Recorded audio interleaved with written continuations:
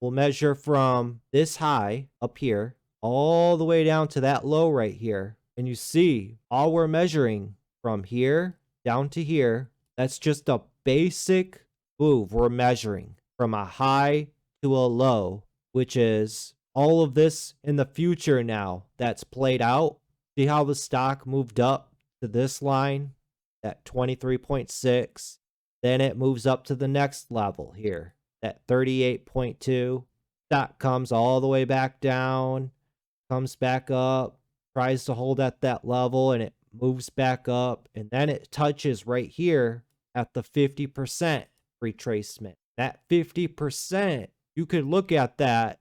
That's your bounce right there. It not only did it bounce here, but it bounced there as well. Remember, this is a measured move from the high to the low. So all you'd be looking for are bounces. As a swing trader, day trader, you're looking for bounces up. And how far the bounces could go, the Fibonacci tool helps you in your targets. And then that's when you can go back as well and look and measure. I mean, the beautiful thing about technical analysis, you guys, you're always going to spot something and make sense of it. I mean, there's so many examples to go off of. I mean, you can measure from here to the low and measure this first bounce right here, but we're measuring this whole move. And what I mean by that, real quickly, move this down to right there. The reason I'm putting it there, because this was an area of interest. See how it multiple bottomed right here? You could draw your line like that. It's forming a wedge, right? And then it all came down to right here. And that's when the stock really started to fall off hard, right? So it fell through from that wedge right there. That's an area of interest, I would say.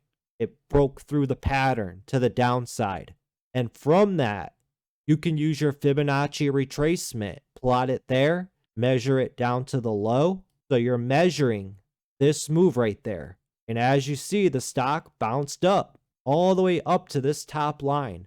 This stock bounced 76% from this measured move right here. That's the beauty of Fibonacci, you guys. All we're doing is measuring. We're measuring from areas stocks drop out from, patterns, highs and lows and highs.